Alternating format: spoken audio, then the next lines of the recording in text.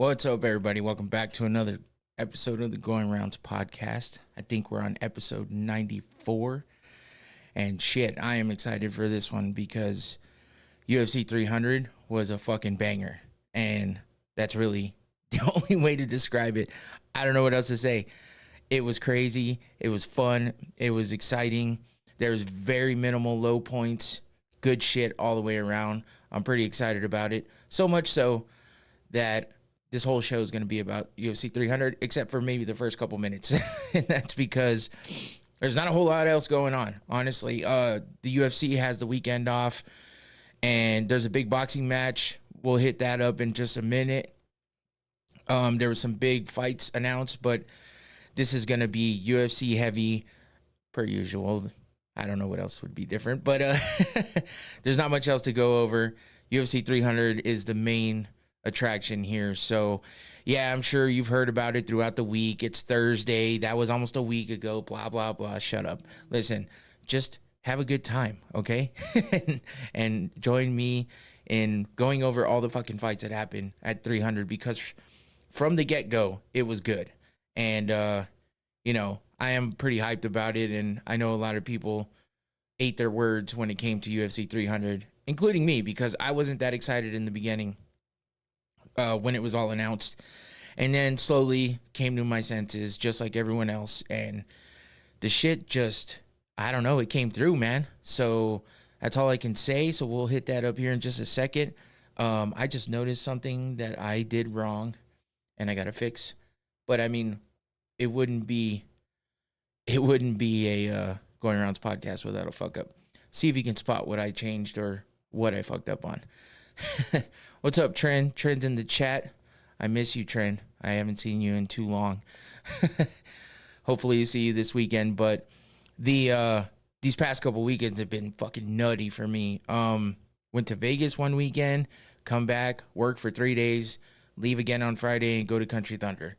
So hectic ass week and a half, 2 weeks, really 2 weeks, because the whole week before Vegas, it was like prep time, crunching everything in, trying to make everything work, prepping. So yeah, and then, prepping for the podcast and everything too. That takes time. So it's been crazy, and I'm looking forward to a not so crazy weekend coming up this weekend because I need a fucking break. I need a break.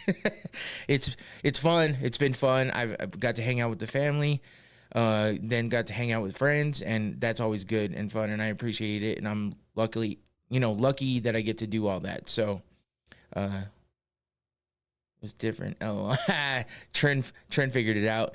She called me out. She got it. The logo off to the left was different. Yeah, I had my my lower thirds on this side, right there. All right there. That was still from the Technically Unsound podcast. I didn't change it, so she got it right.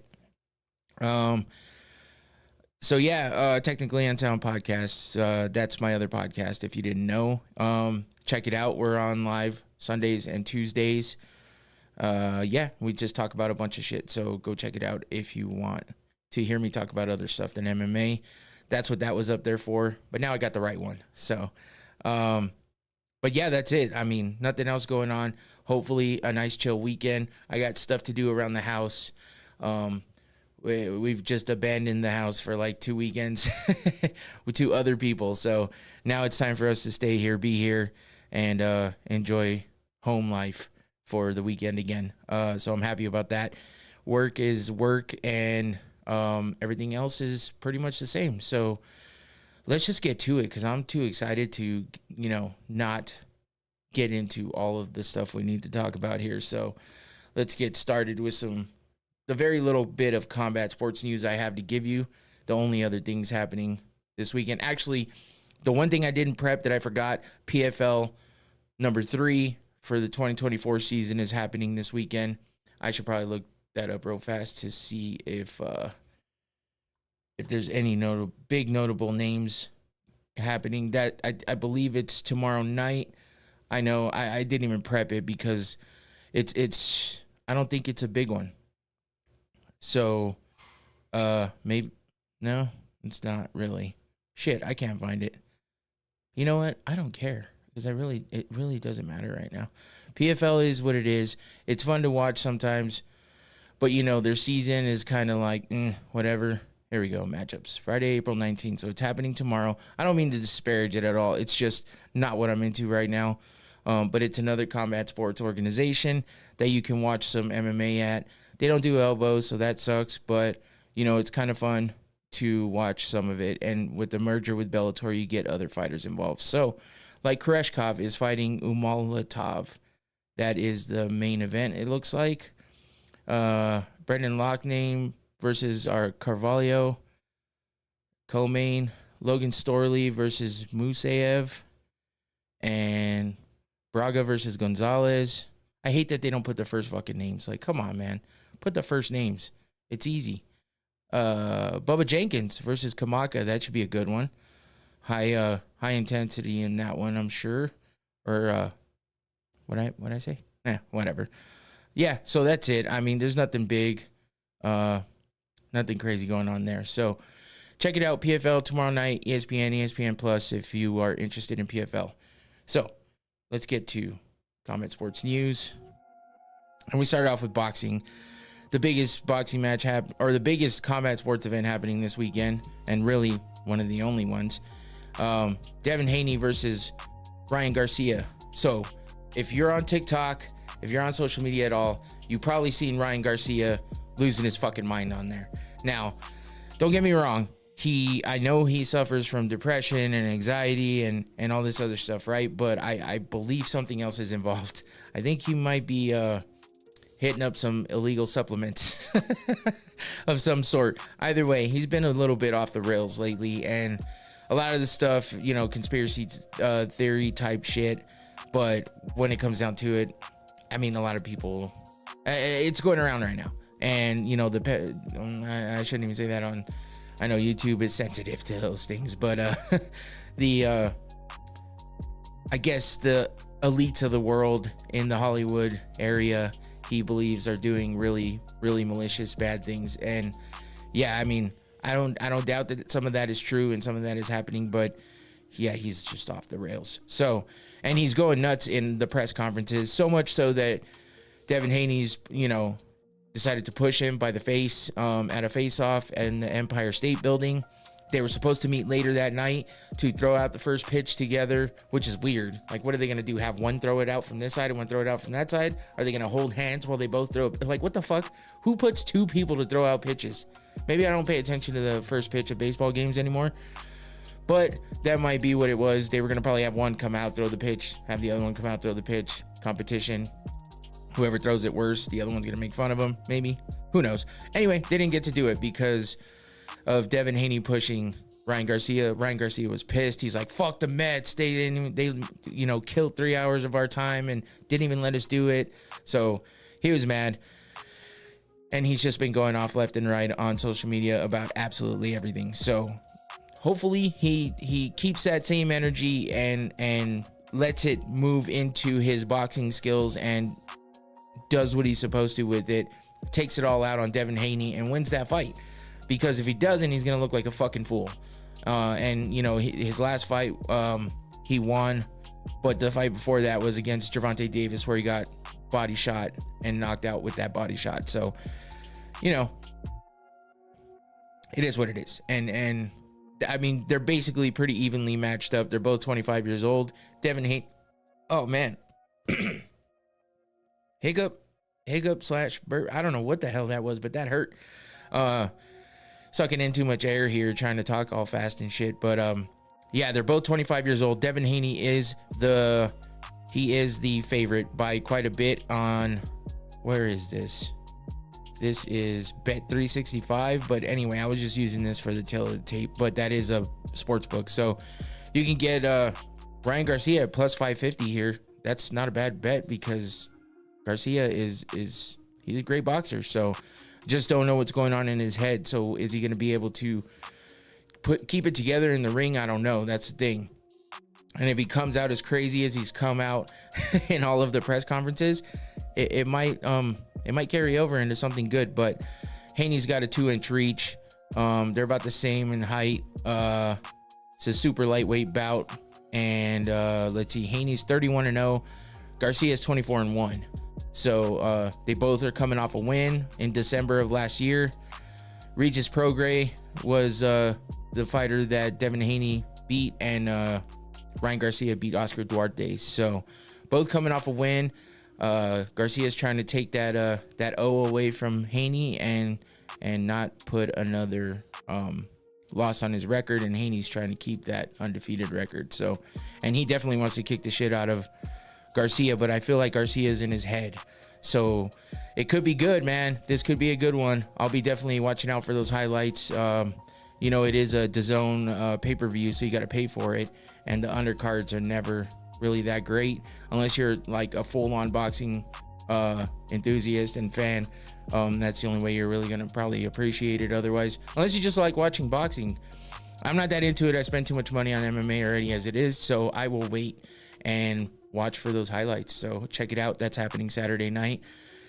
And that's it. That's it for the boxing. That's it for the biggest combat sports event happening this weekend.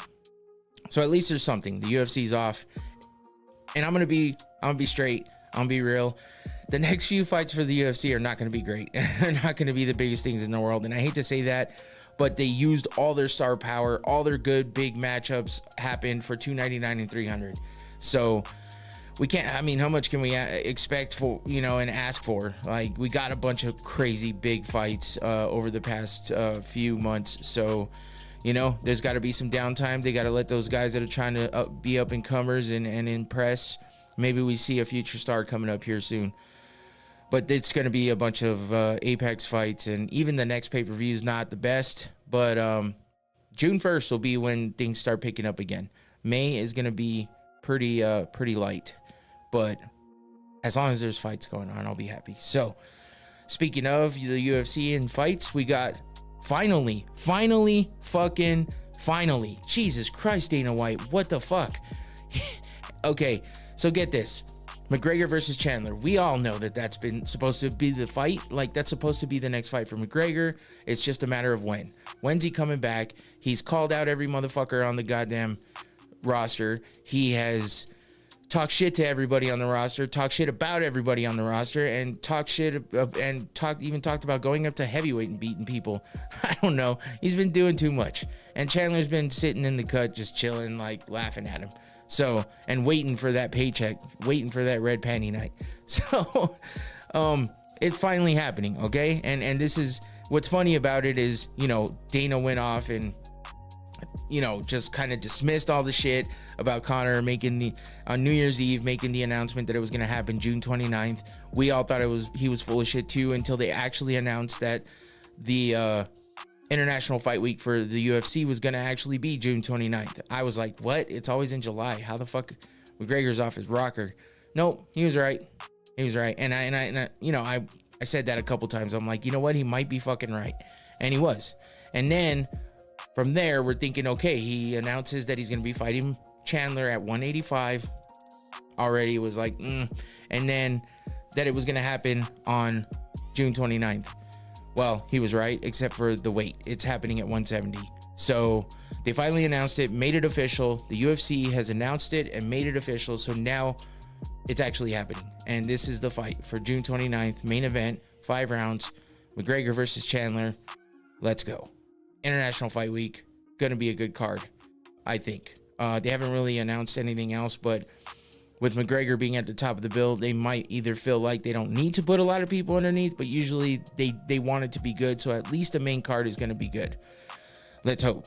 Because yeah, it sucks when it's like, oh, just get to the main event and fuck the rest of this. That's what most people say. It's when McGregor's fighting a bunch of casuals. But yeah, that's finally announced. It's happening. And I was planning on going to International Fight Week. Now I'm not. I've been taking too many trips. That impromptu Vegas trip. So I'm probably not going. But it's probably for the best. It's going to be crazy. I wouldn't mind, you know, experiencing a weekend in Vegas during a Conor McGregor fight. But I don't think it's going to happen. So it's okay. Because what that means is we get to have fun right fucking here. Watching it. Watch party. Craziness. I get to get drunk at home. Have fun watching the fights with my friends. It's going to be good shit. and doing the watch party here. And hopefully everybody will join in, so be on the lookout for that. Other fights that were announced is on Makhachev versus Dustin Poirier on June 1st. So there's going to be two pay-per-views in June 1st and June 29th. They do that sometimes. It's happened before in March. It's happened before in July. It's happened before in September, I think. Most of the time it's during International Fight Week it happens. So I don't think it did last year. I think it happened in some other random month. But this year we're getting it in June. So it is on Makhachev versus Dustin Poirier for the main event for the lightweight title. That should be good. Poirier gets his title shot again, and you know, he said it himself, he would love to get that title at least the one time to be the undisputed champ, even though he's been the interim champ before. He has held the belt, but you know, nobody sees that as like the truth until they get the undisputed belt. And yeah, that's what he's looking to do. But Makhachev is no joke. He's already lost to him once, and yeah, but with that win against BSD, Benoit Saint Denis, he looked good in that one. Everyone thought BSD was gonna take that fight easily, and it didn't happen. Dustin Poirier looked impressive, and he's ready to go. So here we go, champ versus number 4 for the title. Also on that card, June 1st, Sean Strickland versus Paulo Costa. That should be a good one too. And with the way that Costa fucking is on the craziness, the shenanigans that he pulls on social media against Sean Strickland, who does nothing but talk mad shit all the time about absolutely everything and everyone, that should be a good lead up on that fight. So there's going to be a lot of talking. And that's good, because Makhachev and Poirier don't really do that. They don't do the talking. They don't do the craziness on social media. They talk about how they're going to win and what they're going to do. Makhachev barely talks. So he'll clap back at somebody, but he's not going to be the one out there just, starting shit. So this is probably a good thing for this card. I think the main event sells itself, but Strickland with Costa should be good. And that's it. So June 1st is going to be popping. That's why I say that's going to be the next one. In May, it will be, I believe, the Brazil card for 301. So we're going to have this week off, next week fight night. And that's Mateus Nicolau versus Alex Perez. Like I said, it's just a filler.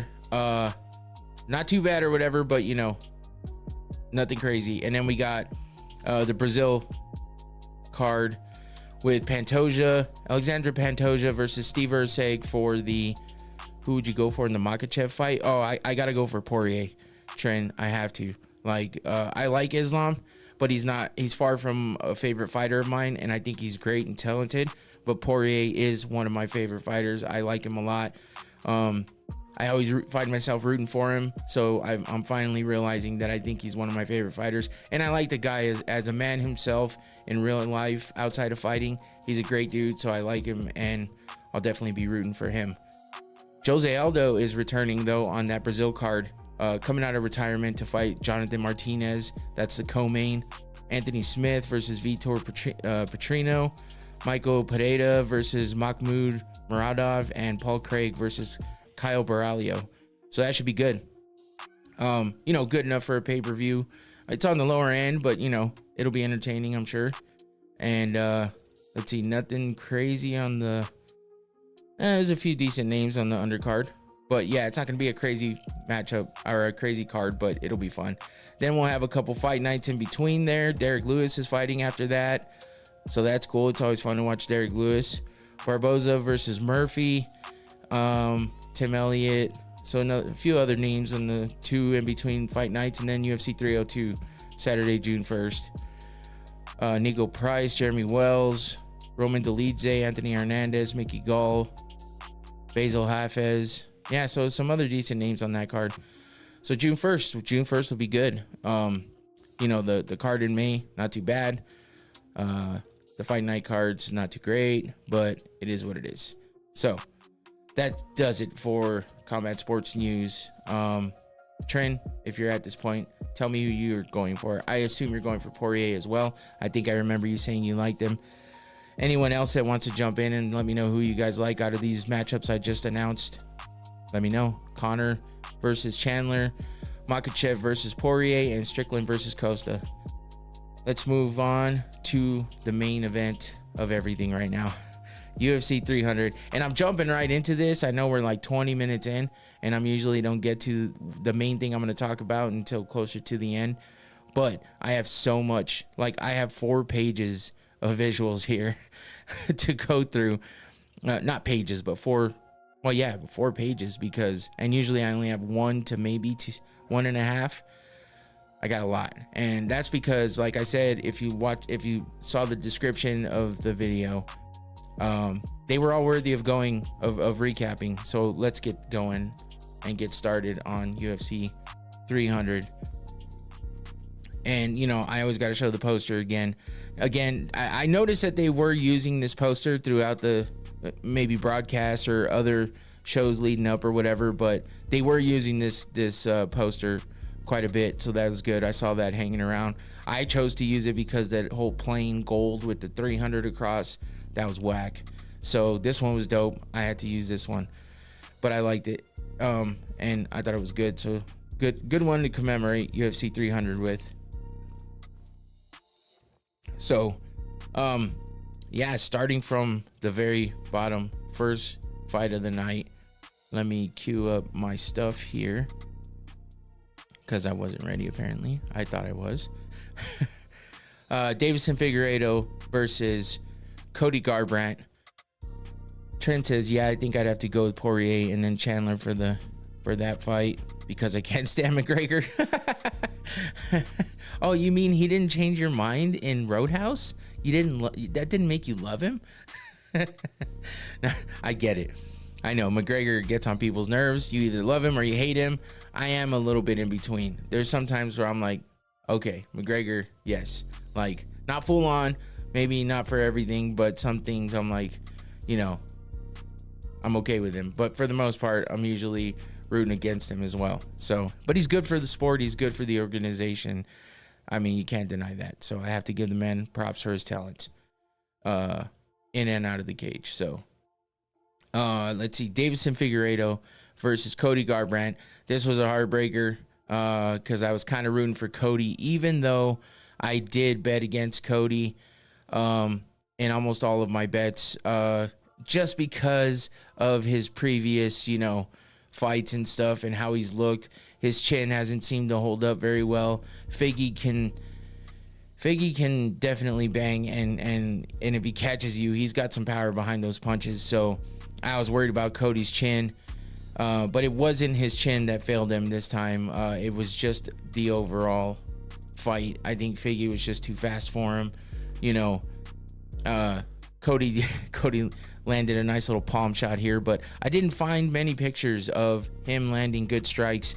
You know, I did watch that fight in and out. I was watching it while I'm out at Country Thunder, so luckily I was able to watch all of the fights without too much interruption, and my service held up, and that's what I was worried about. So yeah, I got to watch most of them. I was distracted here and there during some of the fights. This one might have been one of the ones I was a little bit distracted on, as well as the Aljamain Sterling fight, and some of the Weili Zhang versus Yan Chaonan fight. But yeah, I mean, it is what it is. Watching the highlights gave you what you needed, and all of them were about, you know, how Figgy kind of dominated this fight. This was crazy. I don't know what the hell. I don't know if Garbrandt was trying to do some capoeira shit or what, but he got a nice little kick to the chest with some feet in his face during this one. This was a pretty crazy picture. But yeah, Figgy winds up, you know, taking his back. Cody defended quite a bit. I mean, he got out of a couple bad situations, but I mean, Figueiredo just has a hell of a squeeze when it comes to chokes. I mean, look at that body lock. Cody's trying to bridge out, but you know, you can only do that for so long. Getting that air sucked out of him with those legs, as well as, you know, getting choked. So, yeah, and I mean, he sunk that choke in, and that was, I mean, we thought that was it. Cody gets out of it, you know, Figgy gets back on top, gets himself into position, and winds up getting let's see, what did they call it? They did call it, I had it backwards. He almost got him with the Darce but he did finish it with the rear naked choke. So, you know, this was him in the darce. And then, but he wound up, so I had it backwards. He actually winds up getting out of this, but getting the rear naked choke sunk in. Like I said, so many fights, so crazy. I don't know what the hell I was thinking. I put those in the wrong order. That's all there is to it. But you get the picture. He got choked multiple times, and it ended with him getting choked. So, sucks for Garbrandt because, you know, it was looking like he was kind of on, you know, back on the upward swing of all those losses and stuff he had. But Deiveson Figueiredo, being a former champ himself, coming up in weight and stuff, he's just no joke. So it obviously carried over, and Garbrandt was not too big for him or too strong for him, and it was a pretty good fight. So Deiveson Figueiredo gets the win there by submission, rear naked choke. Moving on to the next fight. Oh, whoops, I forgot. There's a little respect shown, obviously. It was nice to see that. Figueiredo's always a good guy like that, and you know, Cody was kind of heartbroken about that loss, but you know, it's always good to see the respect, and that happened a lot throughout this night. So but moving on to the next fight. There I go, messing up my music too. But yeah, this was another heartbreaker in a sense, because Jim Miller has fought and won on UFC 100 and 200, as I said last week. And so I was looking forward to seeing him, you know, get that win at UFC 300 and have just that historic fucking record. And, you know, this fight with Bobby Green had been, you know, they tried to make this fight a few times before and it just didn't happen. So it was almost like a bad omen for Jim Miller. Like maybe this fight should have never happened. And it sucks that it wound up happening on UFC 300. When, you know, and I was thinking, okay, it's going to be a good fight. Bobby Green got knocked out not too long ago and stuff like that. So I was thinking maybe, you know, this is the right time for Miller to be fighting him, but it just didn't happen. Bobby Green came out and looked impressive. Gets the win by decision. It was a unanimous decision as well, because throughout the fight, I mean, Miller held his own. He did his thing too. You know, landed on Green, grappled with him and everything else, but when it came down to it, Bobby Green was just on. He was just on all night, and Miller just couldn't keep up and just kept taking damage. Got busted up, got bloodied up. You know, Bobby Green just did work and landing knees, being accurate with his strikes, landing flush. There's not much more to say. I mean, the pictures tell the story. I mean, here he is. He got that nasty cut under his eye, started bleeding quite a bit, and I mean, this was the bloodiest fight of the night for sure. And it was the second fight, so this one busted up almost all of my parlays, and it sucks because yeah, everyone was rooting for Jim Miller, and everyone was thinking that for sure he could come up on top on this one. And it just didn't happen. You know, look at this, is nasty punch here, the blood's flying, Jim Miller's just getting beat up. Sucks to see, you hate to see it. I mean, there's a nasty punch to that eye that was opened up already and bloody. Bobby Green looking impressive, good uppercuts, good combinations, just finding holes and landing flush. That was the story of the night when it came to Bobby Green's performance. And Jim Miller, maybe he wasn't flat. Maybe all the you know, praise needs to go to Bobby Green for the way he fought. But Jim Miller just couldn't put anything together and get it going. So at one point is down on the ground. Bobby Green's, you know, doing some ground and pound. Look how bloody it is. And you know, so early in the night, the mat just gets filled with blood coming from Bobby Green. I'm sorry, coming from Jim Miller by the hands of Bobby Green, I should say. And here's some more just flush shots to the face, you know, blowing up that nose. Oh, God, man. It sucked to see because, again, you got to love Jim Miller. He's a warrior. And he held his own, and he's, you know, he stayed in there, and he toughed it out. And there's not much more to say. He's a fucking badass. Everything he's overcome in his life with Lyme disease and all that shit. You know, he's older now and stuff, and he wanted to make it to 300, and I just wish he would have won. That would have just made it so much sweeter. Nothing against Bobby Green. I like Bobby Green a lot. But, you know, look at this picture, man. Ugh. And then this is just the way it ends. Bobby Green celebrating. He knows he won. Jim Miller's just looking beat up and defeated. It sucks. But, of course, Bobby Green, all class as usual. Unless there's beef happening and some other shit in the background, Bobby Green's almost always like this, classy as hell. He knows and respects the legacy of Jim Miller, and I mean, who doesn't and who wouldn't, right? If you think Jim Miller's a shitty fighter and a shitty person, well, you're projecting your own shit on someone else. So that's all I got to say about that. The respect was there, and again, just heartbreaking to see Jim Miller just bloody, dripping blood from the face, and upset, disappointed. And, you know, this is the total damage here. Of course, the blood has been cleaned up a bit, but look how nasty that eye is. And afterwards, he posted on social media just saying thank you to everybody and that it sucked the way it went. But, you know, it is what it is. 23 fucking stitches on that eye. His lip, you could tell the inside was all busted up. He broke his fucking hand somewhere early in the fight. So, I mean, I'm sure that had a little bit to do with not being able to perform up to normal. Just a bad luck night for him. So sucks. But he's still a legend, man. Fighting at UFC 100, 200, and 300, and getting 2 out of 3. You know, 2 out of those 3 getting wins at. I mean, legend. He's definitely gonna be. I feel like he should be a Hall of Famer, regardless of what Daniel Cormier's dumbass says. If you remember a while back, Cormier was like, Jim Miller's not worthy of the Hall of Fame. Not maliciously, he's just saying stat-wise and everything like that, but I disagree. I think he's a legend. I don't give a shit what anybody says. I think he belongs in the Hall of Fame for sure. Just thinking about what he's accomplished. So maybe he wasn't ever a champion. Maybe he never put together a real good run, but he's had a lot of great fights. He has had a lot of wins, and he's just a beast and a warrior. So big ups to him. I feel bad for him for losing, but good for Bobby Green. A hell of a performance and a hell of a win for him. So moving on, Jessica Andrade versus Marina Rodriguez.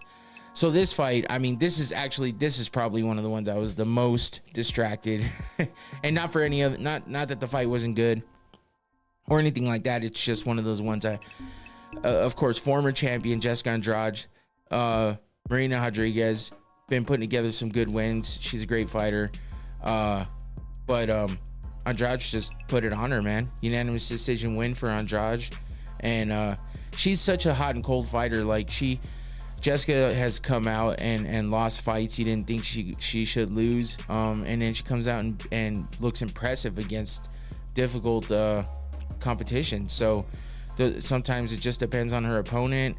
It depends on her night. You know, look, I mean, she has a lot of fights in the UFC, even double digits in wins and losses in the UFC alone, much less in MMA overall. So yeah, she's a heavy hitter, and a lot of times you can get a really exciting fight out of her. But this one was a little back and forth. I mean, you could say she dominated for the most part if you just look at the unanimous decision win. But I think that Marina got some good hits in on her and landed and showed that she could hang. But in the end, just couldn't make it work, couldn't make it happen. But you know, there was a lot of pictures of a lot of the punches that landed on Andrade, but Andrade has a good chin for the most part, and I don't think Rodriguez really can land as hard as Jessica Andrade does. So that's a lot of what has to do with that. I mean, maybe lesser able fighters or wouldn't be able to take the shots that Rodriguez was putting out there, but I mean, she did a good job. It was a pretty good fight, and it was exciting. There was action throughout. Sometimes the women's fights get a little boring. It did go to decision as usual for women's fights, but this was worthy of being on 300 for sure, and it was a pretty good fight. But again, just a lot of pictures of Andrade getting hit. And maybe that's just the ones that made it, that's all. But, she had a lot of her own shots landed, a lot of her own strikes that worked for her as well. Big overhand here, good shot on the chin here, and she does hit hard. She's built, she's pretty built. She's got some muscles and she's got some power behind those hands. She's good with the ground and pound. Those hammer fists are no joke. And she got herself in some good positions for, possible submissions. I mean, she can get away with those as well, but most of the time she wins on the feet or by decision. And this time she got the, unanimous decision win. And that does it for that fight. Moving on to Jalen Turner versus Renato Moicano. This one I was wrong about. I'm thinking Jalen Turner, being the lengthy fighter that he is and how impressive he looks when he does win, but I kind of forgot about the fact that as soon as he's not winning, it's over. That's kind of how it goes for him. So if he comes out and gets dominated right away, he's not going to come back. But if he comes out and starts winning and is winning right away, he kind of coasts a little bit. That's something I forgot about. And with Renato Moicano, you can't do that shit. Moicano is talented. He's got what it takes to get wins. It's just he gets hit a lot. He likes to go to war. And Jalen Turner, I was thinking, was not the guy to go to war with. Moicano got dropped. He got dropped pretty early too, but he bounced back in a big way. And Jalen Turner didn't know what to do. Actually, Jalen Turner knocks him down and walks away as if it's a walk-off KO. Looks at the ref like, are you gonna stop this shit or what? It's like, no, man, you better follow up. Like, but he might have been a little traumatized from that Bobby Green fight. Was it Bobby Green? Yeah, it was a Bobby Green fight, I believe. That last one. Let me double check that. I'm pretty sure that was the last fight for Bobby Green was against Jalen Turner. Let me check. Yeah, that win. And it was a KO in the first round. 2 minutes and 49 seconds in, but it went on for far too long. And I hated seeing Bobby Green get beat down as hard as he did against Jalen Turner. So I was thinking in that fight against Jim Miller, I was like, man, Bobby Green got beat up so bad in that fight against Jalen Turner that his confidence might be pretty low. Instead, he bounced back in a big way and got that big win against Jim Miller. And for Jalen Turner, maybe he came in overconfident thinking, oh, his punches hurt so bad that people get dropped, and maybe he was kind of feeling bad too, like, man, I watched that fight against Bobby Green and that shit should have been stopped. I don't want to ever do that again. Maybe that was a little crutch in his head, and maybe that affected him in a negative way. So he did something stupid. He made a mistake. He dropped Moicano, thought it was over, and then Moicano gets up and it's like, dude, he's refreshed, quickly, maybe not 100%, but he gets back in the game and he does work, and he comes back and gets the win over Jalen Turner by TKO in the second round. So, that first round was looking good for Turner, and then he takes the foot off the gas, kind of doesn't know what to do with it because, his confidence got stifled a little bit. So Renato took advantage, takes him down, and does work on the ground, get some ground and pound in there, and gets on top of Jalen and just basically ground and pounds him out, man. TKO by punches. Renato Moicano, Money Moicano, getting the win, big win against Jalen Turner. I mean, I was wrong. I almost every bet that I made, I put Moicano losing, and I had Jalen Turner winning. I did make multiple parlay bets, so I did have a couple with Moicano in there winning.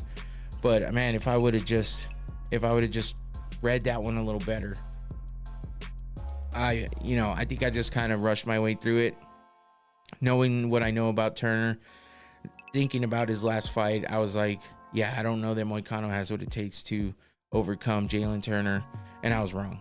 And I'm okay with it. Moicano's a good guy. He's good on the mic too. He cuts some good promos, but he talks about financial stuff a lot, and it's a little bit weird. Only in the sense that it's like, dude, you don't have to talk about this every single time, all the time, but he really is on that kick, and he does know his shit, and he's pretty educated dude. He was studying to be a lawyer in Brazil, and he fell just short of actually becoming a lawyer. I guess his dad just couldn't pay for it anymore and stopped paying. So then he moved over to fighting, and now, he makes a lot of investments. He's big into crypto. So if you heard his post-fight speech, that's why he talked about a lot of the stuff he talks about. And it's funny because he uses fuck a lot. He says fuck in all various ways that you can. And he says fucking this and fucking that and motherfucker. And he says it a lot. He's one of those guys that English is his second language, and the word fuck is prominent in his vocabulary. But it's pretty funny. And he says he's got that Portuguese accent and the way that they say things. And he talks about Bitcoin a lot, but he calls it Bitchcoin because the T always comes with like a CH behind it in Portuguese, it seems like. So he says Bitchcoin a lot, and we're like, what's Bitchcoin? Does that come with a hot girl or what? I'm like, what the fuck? I don't know. I don't know, man. It's hilarious though, because I've heard so many interviews with him and he talks about it, and every single one, and he constantly says Bitchcoin, and nobody corrects him, nobody says anything, nobody reacts to it. I think it's hilarious. It makes me laugh. But a big win against Jalen Turner there for Renato Moicano, and this just proves to me that I need to stop betting against Moicano, because I've done it before and he always proves me wrong and makes me feel stupid for betting against him. So remember, don't bet against Renato Moicano. Moving on, Sadiq Youssef versus Diego Lopez. Diego Lopez gets a big win by TKO. Diego Lopez is a fucking beast, man. I don't know what else to say. I don't like the way he spells his last name, but he's got the last name and I like it. But he's a beast. I don't like his hair either. That like weird kind of ethnic boy band hair with I don't know how else to explain it. It's just kind of fucking, I don't know what it is. But now it's like a weird boy band in the front, mullet in the back type shit. I don't know what it is. But he's got some interesting tattoos, but the dude's a beast. Super Sadiq Youssef is no joke.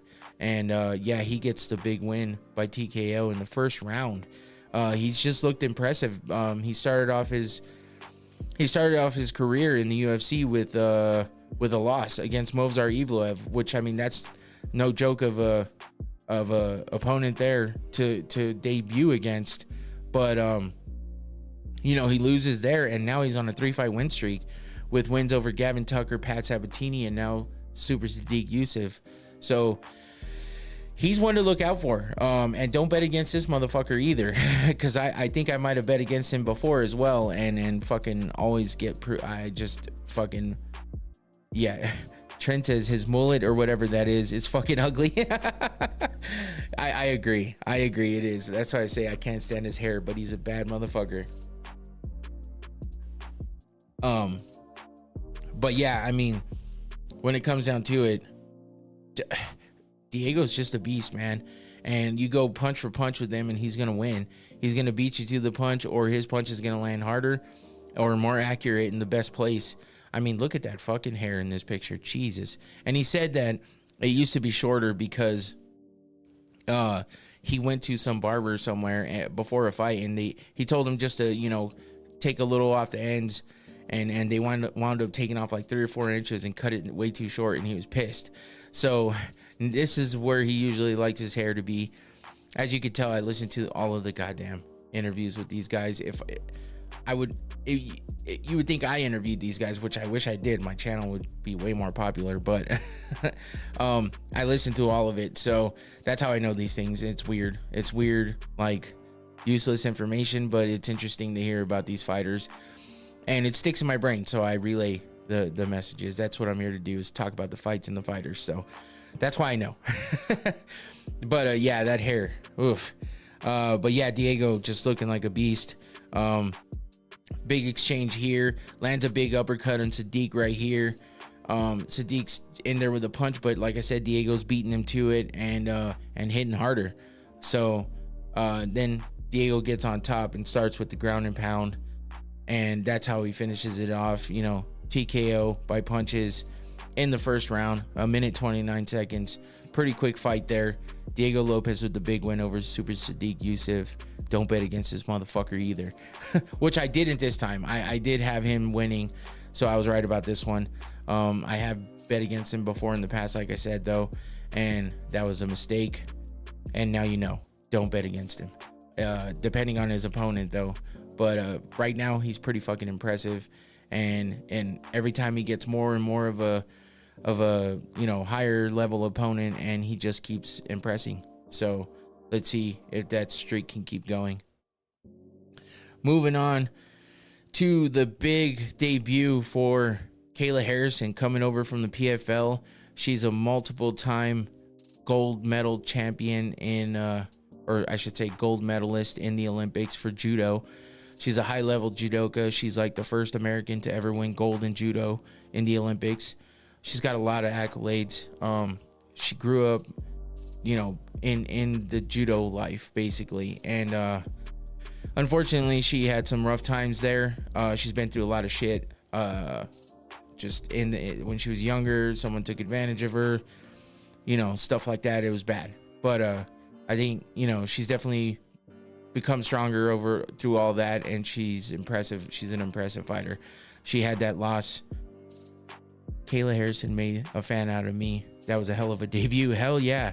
Kayla is a beast. And I mean, I wasn't big on her when I first heard of her. I felt like she was a bit not overconfident, not cocky, but she was kind of, I don't know, there's something about her. But the more and more you learn about her, she's a great fucking person. Outside of the cage, outside of fighting and everything, she adopted her nieces and nephews because her sister has some drug problems or something. And so now she's a mom. She took that on in the middle of the height of her career at the PFL, when she's the champion, when she's, constantly training, and nothing has slowed her down. She did have the loss against Pacheco and lost her title. And then she took kind of a year off, had to get her mental state back in order and pay attention to her kids and stuff. She said, just give them some extra attention and all that. But no matter what, she's a great person. I mean, Holly Holm is as well. But, Holly is like a real hot and cold fighter, and it depends on her opponent. And she made some big mistakes in this fucking fight. I don't know what she was thinking. Like, why would you try to take someone like Kayla Harrison down to the ground? But I'm also a Holly Holm hater, so I was happy about that too. Oh, I forgot Trent hates Holly Holm. I don't even remember why. I think because Trent, I think, like, if I remember right, Trent, you liked Ronda back when Holly Holm head kick knocked her out. That might have been what made you a Holly Holm hater.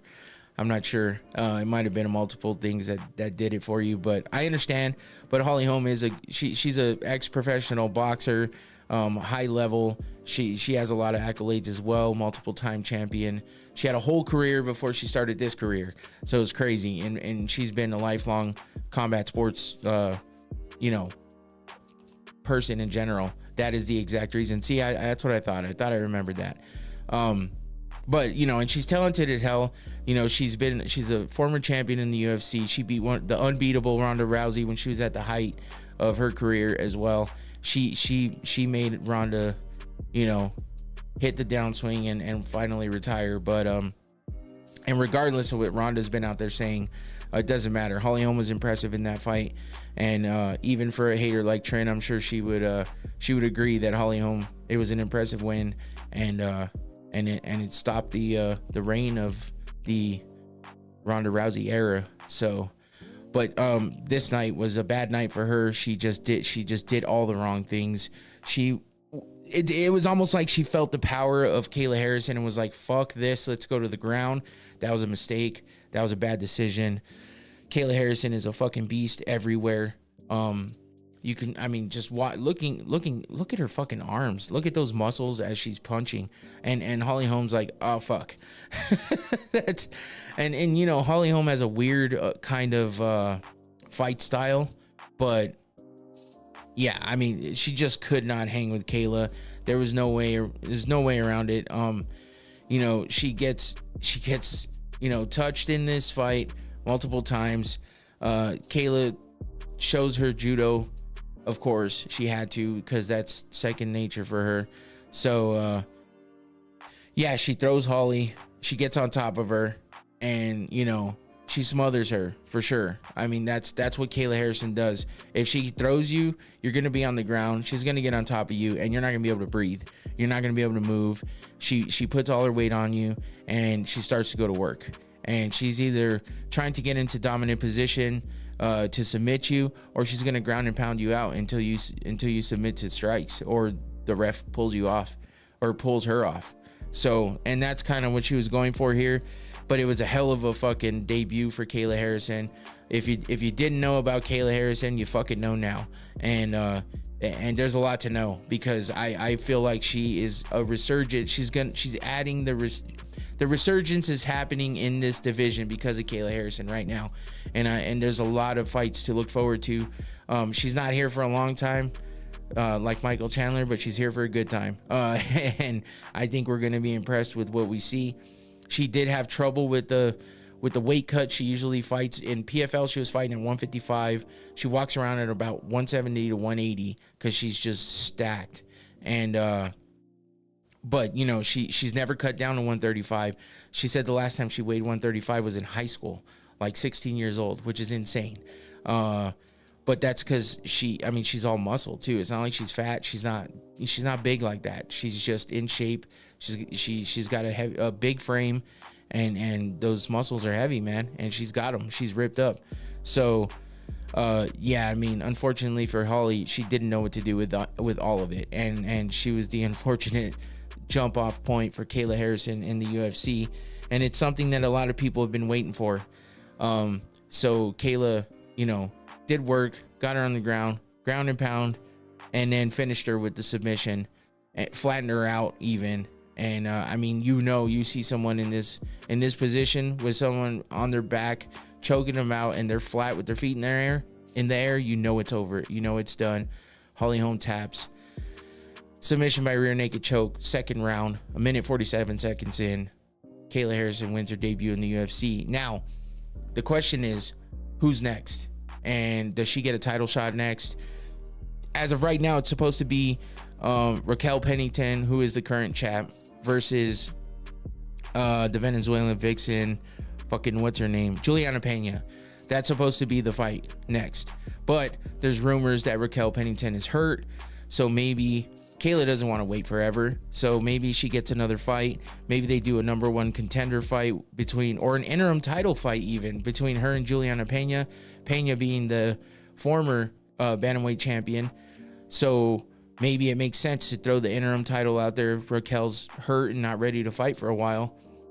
Do Kayla versus Pena for interim, and then unify that shit when Pennington is ready. So I don't know. We'll see. But there's also rumors, and if you didn't catch it on social media, Amanda Nunes, former training partner, former teammate of Kayla Harrison at American Top Team, as they were both coming up, they trained together. They were teammates at American Top Team in Florida.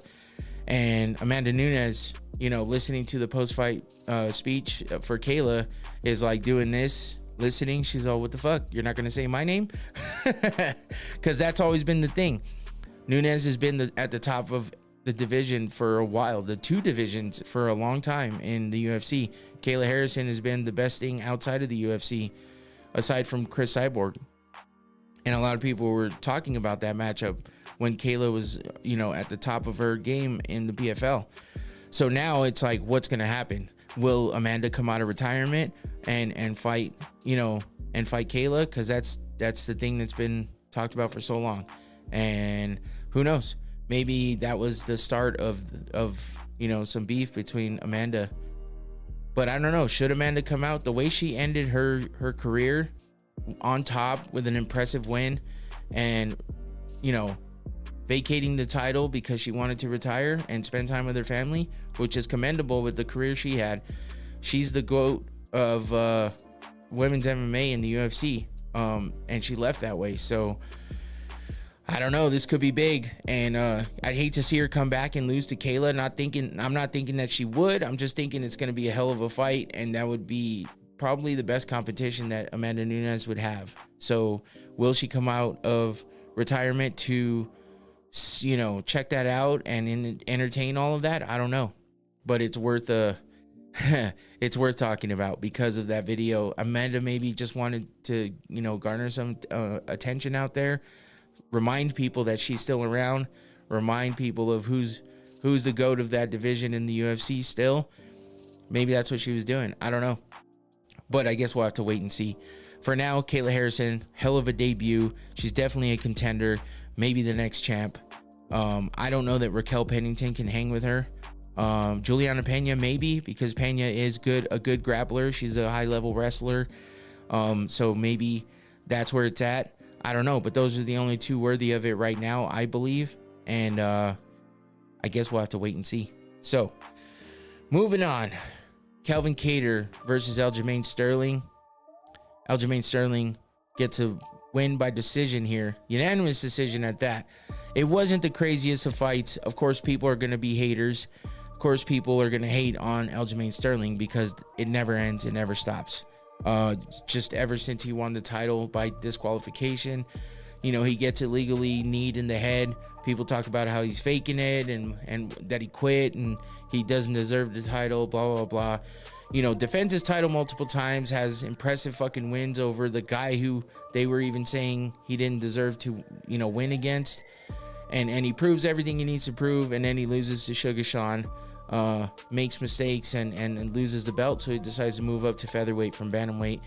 And this is his debut at bantamweight against a hell of a fucking opponent in Calvin Kattar. But he ekes it out. Not really. It was a unanimous decision win. It wasn't crazy impressive, but it was impressive enough to garner all of the judges to, call it a win for him. I don't remember seeing the scorecards, but I'm not sure that he even lost a round. Again, I was distracted during this fight, and I haven't had time because, by the way, I had to fucking go to New Mexico on Tuesday. So I got to be home Monday. We got home Sunday. I was home Sunday night. I was home Monday, and then I had to turn around and leave again for fucking New Mexico on Tuesday. Came back yesterday. So it's like a crazy week, man. But so I haven't really had time because even the work on Wednesday, the work on Tuesday, I should say, that I did, I was short. I lost an hour too. I was they're an hour ahead over there. So I just didn't have the time to go back. I never got a chance to go back and watch the couple fights. I was distracted. But I saw the highlights and stuff and everything. So, I knew pretty much what was going on. But Aljamain Sterling gets a unanimous decision win over Calvin Kattar. Calvin Kattar's a difficult opponent as well. I mean, even though Gaethje put on that clinic against him, I'm not Gaethje, Max Holloway put on that clinic against him where he was no look jabbing him in the face and shit like that. It was crazy. But Eljo, I mean, he got touched up in this fight, but nothing crazy. He looked good at 145, man. Sometimes you worry about them stacking weight on, wondering if their skills are going to carry over. Can he still hit as hard as he could before? Is he going to be as fast because he's heavier? He seems to have done it correctly. Calvin Kattar, though, is always going to land on you because he's got heavy hands and he's a good striker. But, Aljo took everything in stride. He came out of that fight looking pretty clean in the face, even though he did take some hits. His wrestling on par per usual. He even got this crazy, he even lifted him up and almost pile drived him, which was nuts. He picks him up, flips him around, and then drops his ass. He's on his knees before Kattar's body even hits the ground, which is just the force of that. I mean, shit. It was impressive. But, Aljo just looked good in the fight and looked good at featherweight. He did what he had to do, got some ground and pound in there. Winds up on top, continues with the ground and pound, and just gets the overall win by unanimous decision. The only way that anything would have changed it in this is if he would have gotten an impressive submission early or a knockout. But people still would have hated and talked shit. So, it is what it is. He's just going to have to continue on, and he's used to it by now. And he just does his own thing, and he fights to win for himself. And he says, fuck the haters, and I agree. The guy is a great fighter. If you didn't like the way he got the belt, who cares? Because he proved himself plenty of times. And just because he lost to Sugar Sean, who is a fucking hell of a fighter and super talented, and he is the guy right now. So, and Eljo moved up because maybe he didn't know if he could beat Sean in a rematch. Maybe he just figured he was done with the division.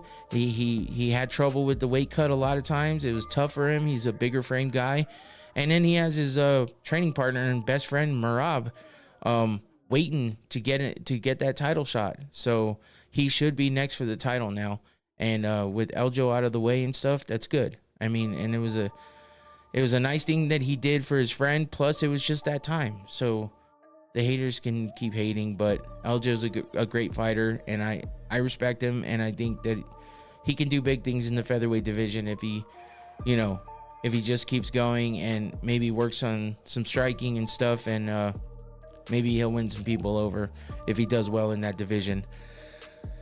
So that's it for Aljamain Sterling versus, and we're still in the fucking prelims, okay? I've been talking for an hour now, and we're still in the prelims, but we're getting to that main event of the prelims, the featured fight, Yuri Prochazka versus Alexander Rakic. This one this was a toss-up one for me. I did pick Eljo in that last fight though, so I was right about that one, thankfully. So the Yuri versus Rakic. Rakic hadn't fought in almost 2 years because of an injury. I think he had a knee injury or something like that. So everyone was wondering if he was going to come out looking like the Rakic of, before the injury. He was looking damn good, and then, he got injured, unfortunately. But Yuri, he did get KO'd by Alex Pereira in his last fight. So we were just kind of waiting to see how he was going to bounce back from that, especially being the former champion and then losing his chance to get the title back against Pereira. But I mean, Alex is a fucking beast, and he proved that on this night. So but Yuri was out there to prove that he's gonna stay up there in the ranks and continue to be a contender to try to make his way back to getting his belt back. And he did a damn good job of it in this fight. He gets that TKO by punches in the second round, 3 minutes and 17 seconds in. Yuri just did work, landed on Rakic. I mean, he caught some punches as well, busted his eye up a little bit. Rakic is no joke, but Yuri was just the one to come out on top this time. And, there's a couple punches by Rakic that landed. You could see that cut on his eye there, a little more there, right under that eye too. It's like, damn, must have been a bad spot. But that seemed to be the only damage he suffered in this fight. And then he turned it around and started, doing what he does, picking Rakic apart, landing good striking, landing accurately, with the power behind it. He's got that samurai power. But he just did work. Good punches here. I mean, this is a good picture. And he gets the finish in the second round, ground and pound, TKO by punches. Yuri Prochazka getting a big win at UFC 300. And I don't know, he was like a really good fighter to end off the prelims. I thought, a lot of people were pissed and thought that he should be in the main card, being a former champion recently, and the bigger guys fighting over Bo Nickel versus Cody Brundage. They thought maybe those two should have traded places, but Bo Nickel's an up-and-coming star, man, and he proved it. And that's the next fight we are going to get into right now. Bo Nickel versus Cody Brundage. And, this is the first time that Bo Nickel got tested, really. I said before that this is a step up in competition for him. Cody Brundage isn't like a real big name, but he is well known for being a good fighter and being a tough fighter. And it was a step up in competition for Bo Nickel for sure compared to his previous opponents that he just pretty much ran through. This was the first time that Bo Nickel got taken to the second round, so he got tested a bit, and we got to see a little more than just a couple minutes of fighting for him. So there's not much more to say. Bo Nickel is Bo Nickel doing Bo Nickel shit. He showed and proved that he can step up the competition against him, and yet he's still going to come out on top. And you could take him into deeper waters than he's been in before, and he's still going to come out on top. So Bo Nickel's the truth. And I don't know, I feel weird about him. I feel like there's something about him I don't like, and maybe again it always comes down to this with these guys when they press the religious stuff, man. It's like, okay, you believe in what you want to believe in, but I mean, not everything you talk about has to refer back to that. Especially in the fight game, it's like, of course, if you believe in all this stuff, then you're gonna thank God, thank Allah, thank anybody that you believe in, that you praise and that you pray to. I understand, but you know, every single conversation is wrapped up in that, and it gets to me sometimes. I don't know why. It's weird. But I don't down on them. It's just, for me, it's a little off-putting. I'm just like, let's just keep the talks about the fights. You know what I mean? It's like Moicano goes crazy over the financial stuff, the politics stuff. I don't know. You lose me on all that shit. Like, we're here to talk about fights. Let's talk about fights. I don't know. Maybe I'm just being a dumbass about it, but whatever. Bo Nickal's the truth, though. No matter what, I mean, I like the guy. He's a great fighter, and you know, he did work in this fight. Again, got taken a little deeper than he has been in the past, but still landing good strikes. A lot of people down on his striking, even though he got that big knockout. They're like, oh, that was a can. Nobody cares. But you know, he's still showing impressive improvements and everything, and he has a way to go. And he says it himself. He's still learning on the feet. He's a high-level wrestler, All-American champion back in the day. Everything. He's got a lot of accolades in wrestling. So, and he's great at submissions. But you know, people don't have a lot of confidence in his striking. They think once he, you know, meets a real high-level striker that he's gonna have trouble. But we'll see. Maybe he'll have gotten a lot better by then. So, but he did his shit here for sure. Picking up Brundage and slamming him. You know, you're always gonna see something like that coming from Bo Nickal, because he manhandles motherfuckers, and that's what he does. And then he gets you on the ground and starts ground and pounding. If he gets on top of you, you're in trouble, and that's all there is to it. I mean, you want to talk about dominant position. I mean, no Diddy, but damn.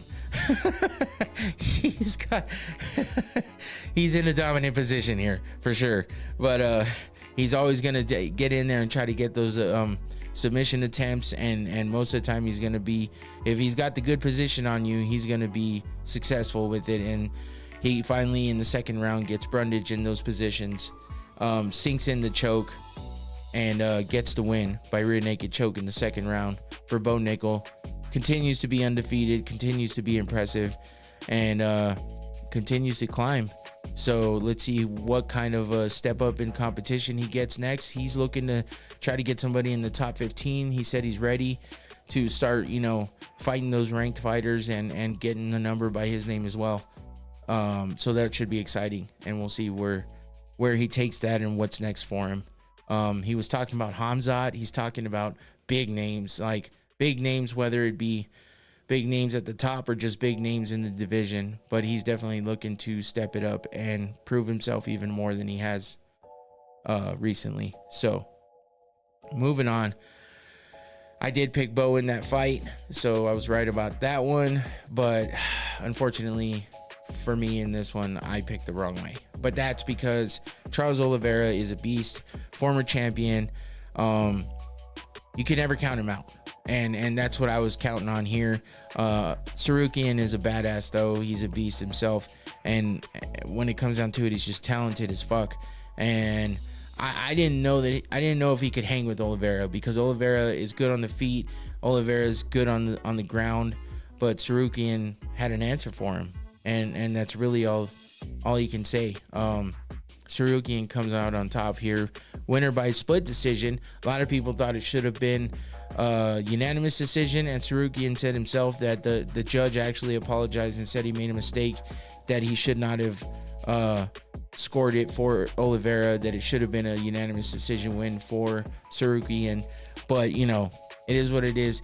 Whether or not you think it's maybe the fight was close because it was a split decision. I mean, it was a close fight, I thought. I mean, I didn't think he like super dominated. You could make a case for the fact that maybe Charles did win on someone's scorecards, that wasn't too far off, but most people are like, that should have been a unanimous decision. Either way, Sarukian gets the win by decision. But Oliveira put him in some dominating positions and some bad positions for Tsarukyan, so it's not like it's that far off. Charles being who he is, he doesn't quit, and he's always, he's always doing something impressive. It's just a matter of how you answer that.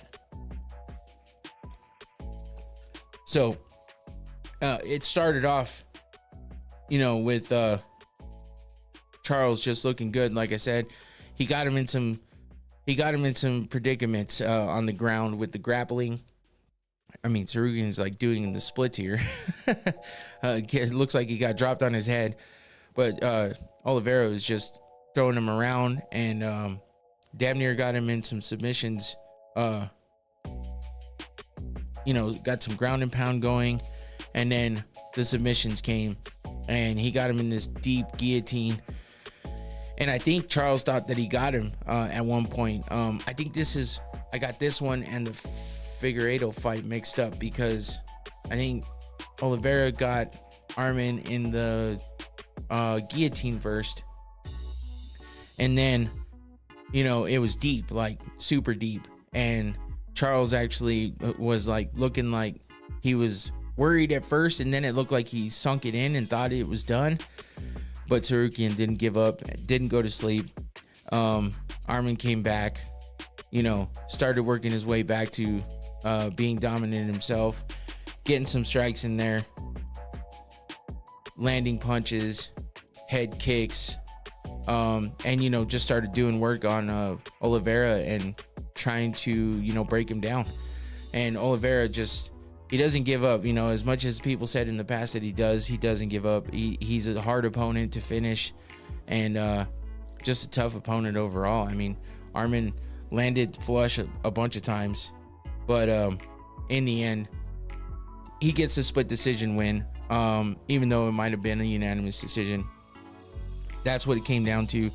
And Oliveira still looked good. It's not like he got dominated. Even if they would have said unanimous decision, he still got Tsarukyan in some, predicaments there. And I feel like he if he would have followed up, if he would have, maybe pressed a little harder, he might have been able to get that finish by submission a couple different times. But Tsarukyan's just tough and hard-headed, and he's not going to give up. So he came back, was impressive, and gets the win. So we'll see what's up next for Tsarukyan, and we'll see where Oliveira goes after this, taking that loss. Oh, man. Here we are. 2 fights in. Getting to the meat of the card. Even though we had Bo Nichols, super dominant. We have Charles Oliveira being a former champion. Yet another former champion on the card after so many in the prelims. And, Charles loses. We're like, okay, here we go. BMF title. What's going to happen here? The action's going to start. The wars are going to begin. And the excitement is about to get going. And you're goddamn right. Because this fucking fight came through so hard. I don't know what else to say. 5 rounds for the BMF title. And these motherfuckers are the epitome of the baddest motherfuckers on the planet. And it doesn't matter that they're lightweight fighters. It doesn't matter that they only weigh 155. These motherfuckers did the most that you could do in a fight like this for a title that was made up a few years ago by Nate Diaz. Talking about being the baddest motherfucker, doesn't win the belt. And then Dana White says, this isn't a belt that's going to get defended. This is a one-time thing. Jorge Masvidal's the baddest motherfucker on the planet right now. He wins the title, beats Nate Diaz. That's it. It's over. That's Jorge's fucking belt to keep forever. And that's it. It's never going to get defended. And then what happens? They have another BMF title fight. Jorge is gone. He's not in the organization anymore. So they put it up again as a vacant title. Jorge Masvidal wraps the title around Justin Gaethje's waist. after he beats by head kick knockout Dustin Poirier, something that's never been done. and it was a crazy ass fight. Not as crazy as this one, but it was a crazy fight. Justin Gaethje shows and proves why he's like a king of violence. And you know, all of those memes, all of those pictures that you see on social media where it's like, this is what happens if you fight Justin Gaethje and everyone's face is bloodied up, dudes are face down on the mat, shit happens, and it's gonna be a bad night for you if you fight Justin Gaethje and he's on his game. So, you know, Mateusz Gamrot, fucking was it Gamrot? No, Fiziev, Rafael Fiziev, fucking so many people. That was his last one that he just bloodied and battered. And then you got Max Holloway going up a weight class, coming from featherweight, where he was a bad motherfucker down there, was a title holder forever, and just couldn't get past Alexander Volkanovski, loses to him 3 times. Volk has his number. People are saying Max is falling off. Then he has impressive wins against Kelvin Kattar, and just talking about being the best boxer in the UFC. He makes Brian Ortega look like an amateur. He's in there teaching him how to block, a punch and how to land a punch. It's crazy. Max Holloway's a fucking gangster. And now he's up in lightweight, decides to move up a weight class and fight for that BMF title. And he definitely could be the next one for Ilia Topuria down in that division, because it's new blood down there as the champ, and it might be Max's time to fight for the title again, because Volk is finally gone, and not the champ anymore. And instead he decides to go to UFC 300 and fight for the BMF title. That's badass motherfucker right there. I mean, that's what they do. And Justin Gaethje is that as well, with the way that he fights and the things that he does. And this fucking fight lived up. I mean, I could probably talk for the rest of the night about this fight. I mean, it lived up to all the hype. It was satisfying. I mean, it was sad in one sense too, because Justin Gaethje's a bad motherfucker. I keep saying it, but it's true. I mean, he's badass. You always want to root for him. He's a good dude, and he's an Arizona boy too. So, but Max is just, I miscalculated hardcore on this one. I bet against Max, and that was a dumbass mistake. He wins by KO at 4 minutes, and it's questionable right now. 4 minutes and 58 seconds or 4 minutes and 59 seconds of the 5th fucking round. He does the shit, the legendary shit that he's done in the past, and he did it better this time. Never thought it could be topped. Bobby Green tries to do it in the fight earlier in the night. Other people have tried to do it in the past, but Max Holloway, no one does it better than Max Holloway. Max Holloway points to the fucking ground and says, "Meet me in the center, bitch. Let's go. 10 seconds. Whoever lands, lands. Whoever drops. It's time to fight."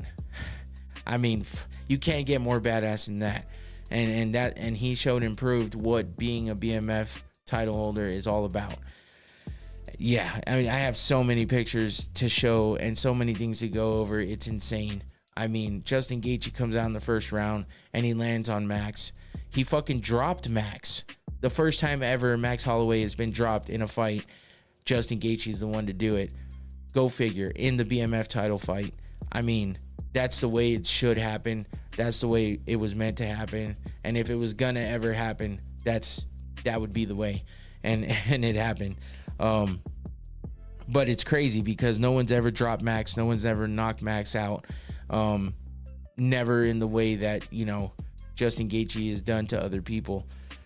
But of course, Justin lands a few different times on Max, but never does real significant damage. Yeah, he dropped him, but Max got right back up. I mean, he put him on his ass, but Max bounced back up like mid bounce. His butt bounces like twice on the mat. Second time he jumps right back up, as like a baseball player when they slide into second and they pop right back up because someone overthrows the ball.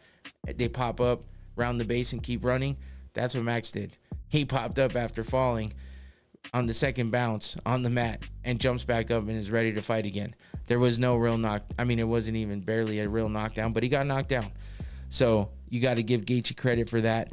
But no matter what, at the end of the first round was the beginning of the end for Justin Gaethje, because Max Holloway in the last seconds of the first round, which seems to be the theme of this fight, does it like a spinning back kick as Justin's like ducking, running in, and lands a heel right on Justin's nose and probably broke his nose. And Justin walks away after the bell rings, and he's trying to fix his nose. He's like, you know, blowing out of his nose, which you should never do. We've seen that with Cowboy Cerrone and a couple other people. You get hit in the fucking nose the right way, you blow it out and your eyes will pop out. You know what I mean? Like, they'll get fucking filled with blood, and it's just the wrong thing to do.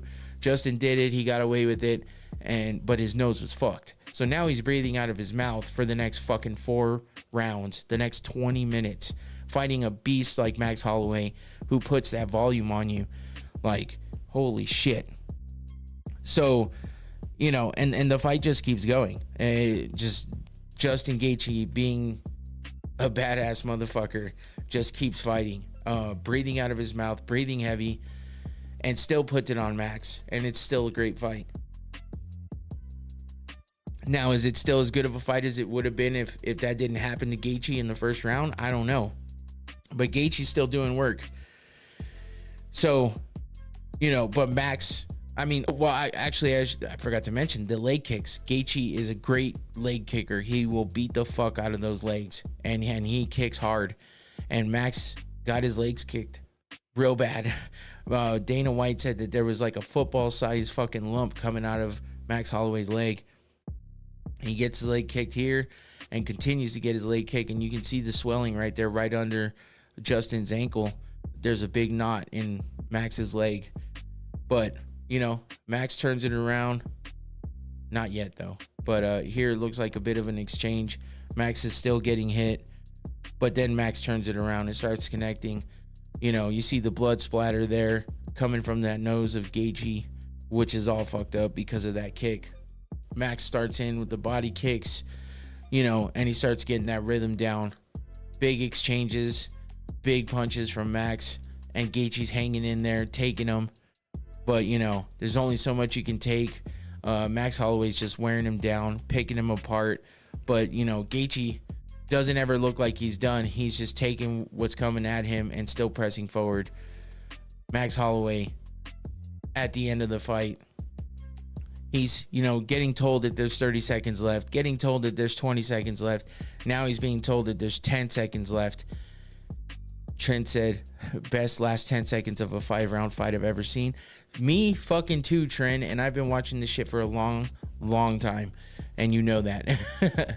But yeah, this is for sure by far the best ending to a fight that I've ever seen, especially after a 5-round war and you get to the last 10 seconds and Max Holloway does this shit. That's like Dustin Poirier lifting up his shorts. You know you're about to get your ass whooped. Max Holloway points to the ground and says, "Let's go, motherfucker." You know you're about to take some damage, and you're just crossing your fingers hoping that you come out on top. But Max Holloway is a fucking beast. He's a BMF, and all encompassing BMF for this shit, and we knew that. He did this with Ricardo Lamas back in the day. You know, the Calvin Kattar shit that I spoke about earlier. That all that shit is what makes Max Holloway just the epitome of a BMF. And man, Justin Gaethje didn't have to do it. Yeah, Max Holloway's winning this fight. He didn't have to do this shit. He's like, no, let's meet in the middle and let's show and prove what a bad motherfucker does. And Justin Gaethje obliges. And he didn't have to. You know, he's getting his ass whooped already. He didn't have to go in there and put himself on the line. But if he knew that he was losing that fight, this might be the chance. He could be the one to land, and he could be the one to walk away after getting his nose broken and getting picked apart. But instead, Max Holloway does Max Holloway shit. Points at the ground, tells him to come here. They get in the middle, and they fucking duke it out. And this is what you get. One of the best KOs you've ever seen. Some legendary shit. They're missing. They're landing. Bam. Max Holloway connects with a big overhand looping right. Justin Gaethje's flat on the ground. Dunzo. I could watch this over and fucking over again. It hurts to see Justin get knocked out like that, but goddamn, that is beautiful. And Max Holloway just looks like a goddamn beast staring at Justin as he goes down, bloodied up, out cold. Nothing else to say. Max Holloway's BMF. And that was the fucking best ending to a fight I've seen in a fucking long time. Yair Rodriguez did it. 4 minutes, 59 seconds. Throws this crazy, like, spinning back up elbow against the Korean Zombie. Knocks him the fuck out with 1 second left. That was nuts, but the entire fight was not as crazy as this fight. No, they didn't point to the ground and say, let's do this shit right now. So this tops everything. And I mean, Max Holloway celebrates like a goddamn demon. He's pumped. He knows what the fuck just happened. He knows how legendary that shit is. And like I said, it just sucks and it hurts to see Justin Gaethje out cold, face down on the mat, flat, not moving. It was scary, man. It was fucking scary to see him out like that, because that was a gritty, dirty, nasty fucking knockout. And Justin Gaethje was out cold and was not moving. And I mean, just looking at this picture, man, his hands, the way his arms are laid, his face is flat on the ground. You know, the ref's trying to pick his face up off the ground, blood on his knee. It's an insane sight. And, you know, he gets up though, and he's fine. You know, we'll see if he's fine after a little while. I think he'll be okay, but that was just one of the nastiest knockouts I've ever seen. And of course, Max Holloway, being the classy motherfucker that he is, all love for Justin Gaethje. Justin Gaethje gives it back. And I mean, dude, crazy fucking shit. Impressive as hell. And I was so fucking hyped. I couldn't believe what I just saw, and I was happy that I got to watch it live. I feel bad for Trent because things weren't working out for her. She didn't get to see it live, but I know that she appreciated the fact that she got to see it at all, and she loves Max Holloway. So I can't believe I bet against him. I can't believe I doubted him. It was more just going up in weight class, knowing what Justin Gaethje does to people. I should have known better, but this was a hell of a fucking fight. A legendary fight for the ages. No one's going to forget about this shit for a fucking long time, if ever. And this is just set in stone why the BMF title, that's a big thing to live up to. It should be called the Max Holloway title from now on. A lot of people have said it. I fucking agree. I don't know what else to say. I need a poster. I need everything to do with this because the BMF title was kind of a joke before, not for any other reason than people were just like, why are they making up belts? What are we fucking doing here? This is why. This is the why, because you get shit like this, and Max Holloway and Justin Gaethje are true BMFs. Even though Gaethje doesn't hold the title anymore, it was sick. It was badass. I just can't stop talking about it. I can't stop thinking about it. And I'll watch that fucking highlight every time I see it on social media. If I'm scrolling and I see it, I stop and watch it and I go, fuck, that's crazy. Keep going. See it again? Oh, shit. That's how you know it's good. Shit like that doesn't affect me that often. And this one, it's just forever. The best. And then, you know, and then it has to be followed up. It's a hard thing to follow up, man. But then you get the Weili Zhang versus Yan Xiaonan fight. Now, don't get me wrong. Some good shit happened in this fight. It was kind of crazy here and there. Again, at the end of the first round, crazy shit happens. Fucking Weili Zhang is the winner by decision. She retains her title and still. But Yan Xiaonan is a beast. She fucking, I can't believe what she endured in this fight and was able to hang. She's a tough bitch, that's for damn sure. I don't know what else to say. She's tough as hell, and I didn't expect it out of her. I wasn't sure what to expect out of her. I've seen a few of her fights. She looked impressive. I thought she was ready for this title shot, but Weili Zhang is just on another level. Rose Namajunas has her number for sure. And that just goes to show and prove how good Rose Namajunas is. But and Weili Zhang can't beat her. It's just the way it is. But no matter what, she's still a badass.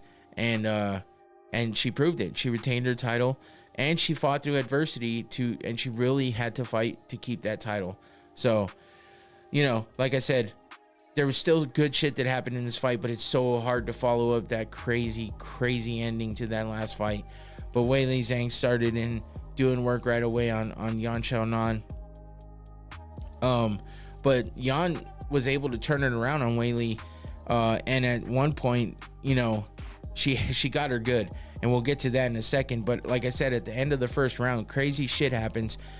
Weili Zhang finally, you know, gets Yan to the ground in the first round and gets that position, puts the hooks in, and gets a rear naked choke in on Yan. Yan said that she looked up and saw how much time was left, and she had 10 seconds, and she's like, I'm fine. It's in deep, but I can make it. I can withstand. And, you know, she does. But when the bell rings, the ref comes over to get Weili Zhang to let go of the choke. And as she lets go, Yan's body goes a little limp. And she said that she wasn't fully out. She said she felt the lights turning off, but they didn't go off completely. But she said, all I knew is I had to get up right away as fast as possible to show that I can continue on. And she did do that, but she looked pretty like drunk, basically. She was stumbling. She barely made it to her corner. I'm surprised they didn't call the fight. I can't believe that she didn't go out. Like 1 or 2 more seconds, it would have been over right there. So then she comes back, and there was some controversy. Rogan said something about it looked like they maybe gave her some smelling salts or something, but so far it seems like that's not true. It just maybe looked that way. But Yan comes out ready to go in the second round and fucking winds up catching Weili Zhang, fucking gets her on the chin and drops her. And I mean, we've seen Weili Zhang go down before with that head kick knockout to Rose Namajunas, or by Rose Namajunas. And yeah, this looked a little similar when she got hit and she dropped, but I mean, she popped back up quickly. You know, she regained everything. She came back to it. They traded back and forth a bit, but you know, Weili Zhang just started to do work and started to dominate. And you know, in the end, she gets the unanimous decision win. But like I said, she fought that adversity. You know, she had to come back from thinking that maybe she won the fight at the end of the first round, and then she gets dropped. She gets, you know, Yan just is difficult to finish. And even though it seemed like she was out in that first round, she had to keep going. And she showed and proved that she could fight through that adversity as well. She came back, and I feel like we're going to see Yan Xiaonan back up there fighting for a title again sometime in the near future. Maybe Weili Zhang has her number, maybe not.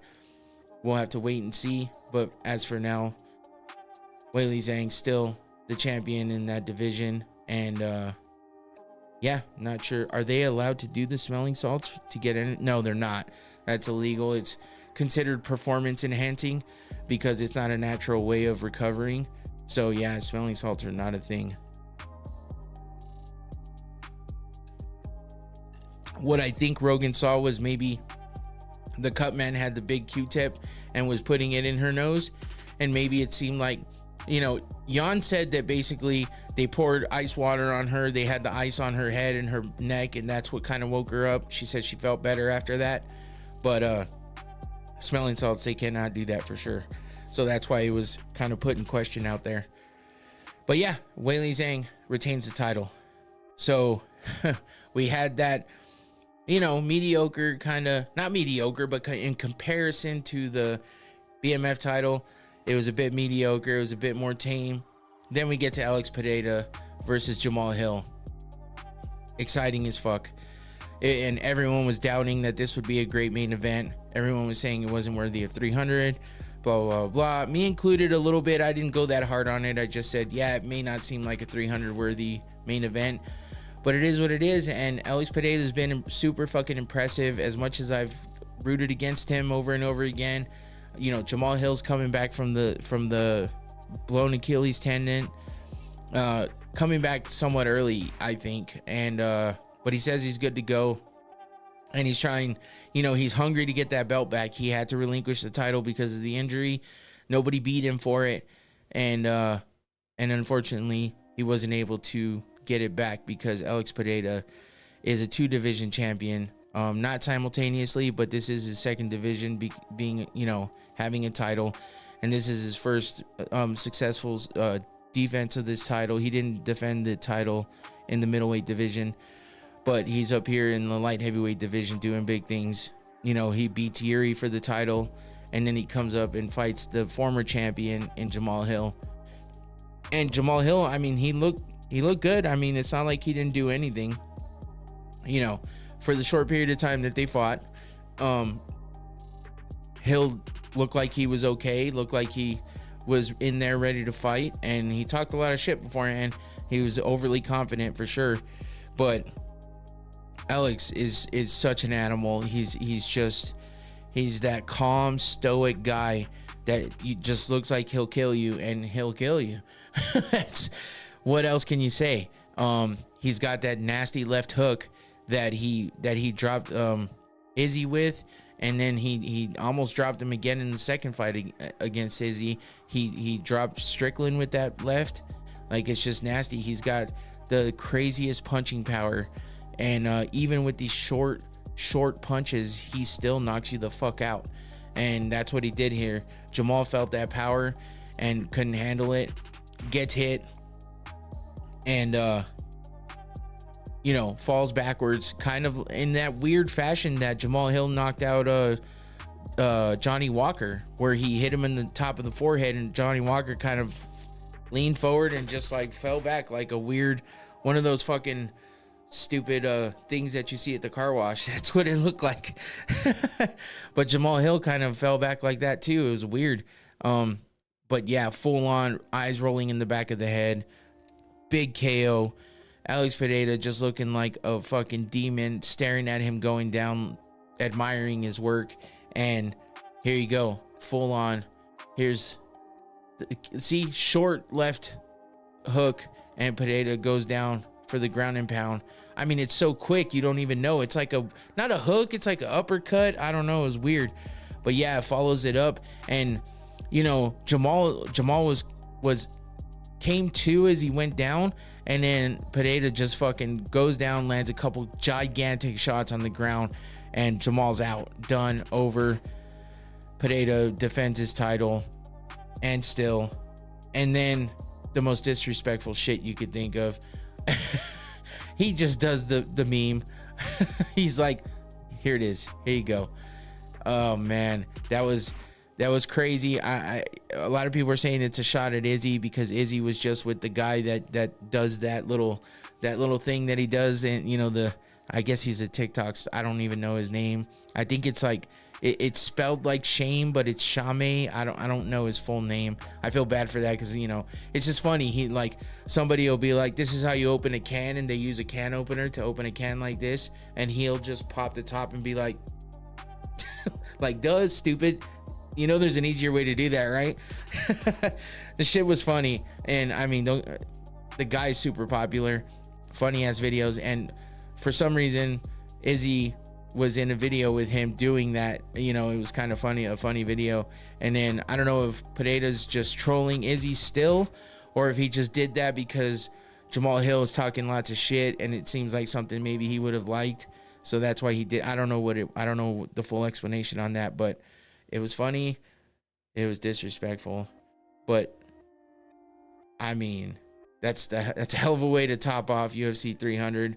But Alex did show the respect, and this is what I loved about this whole card. Everyone who, you know, knocked each other out, went through wars, showed nothing but respect at the end. You gotta love the sport. You gotta love it when it ends like that. Jamal Hill gave him his due. Said he was the better man of the night. Made no excuses. Was classy all the way through, regardless of the shit talking before. So I respect them both, and it's a great ending to a great night of fights. That's all I can say. That's all there is to it. I went an hour and 40 minutes of talking about UFC 300, going through every single fucking fight. So I hope you enjoyed it, because I enjoyed it. As you could tell, I had plenty to say about all of it. I mean, there was no hesitation there. I have no notes or nothing. I just went through it because that's how much I liked that fucking event. There's nothing else I can say to just instill any more in anybody how much I enjoyed that event, how much I loved the outcome of that event. I hated seeing some of the guys lose the way that they lost, but the excitement of those fights, the way that they went down, everything was good. Everything was good. And 300 lived up to the hype for sure. There's not much more you can say. And I shouldn't have doubted it. But, you know, if you think about the big, like, milestone events of the past, like UFC 100, UFC 200 was a bit flaky here and there because of John Jones and that shit. Some of the matchups were not great, but the event turned out to be pretty damn good. I feel like 300 is right up there with some of the top fucking events I've ever seen. Top nights of fights that I've ever seen. Some of the best finishes of all time. And I enjoyed the fuck out of it. And I hope you did too. And if you didn't watch it, go back and watch what you can. Go look for the highlights. Go look for the social media posts. Follow all of my social media going on right down there, because on Facebook and Instagram, I reposted, Facebook especially, those stay there. Instagram, they go to stories and then they go away. But go to my Facebook and check it out. You can go back and all the posts and you'll see a lot of shit that, and on my TikTok, I've reposted a bunch of videos on my TikTok as well. Go check them all out. Follow me everywhere. Don't forget to like and subscribe. I hope you enjoyed my recap of UFC 300, especially since there's no fights this weekend. So enjoy your weekend. Go watch Devin Haney versus Ryan Garcia. If you like boxing, if you want to see some good fights, I think that one's has potential to be a banger. So PFL happening tomorrow night. Check that out as well if you want to, you know, watch some MMA. Otherwise, have a good weekend. I'm done. It's over. Thanks for joining in again. That's it for Going Around's podcast this week. Come back next week. We'll have a UFC fight night to go over, and we'll see what other kind of events are happening. I believe next week, actually, I don't know. We'll see. Come back and find out. Next Thursday, 7 p.m., same time, same channel. I'm out. Peace. Thanks, Trent, for all the interaction, by the way. Love you. I'm out. Later.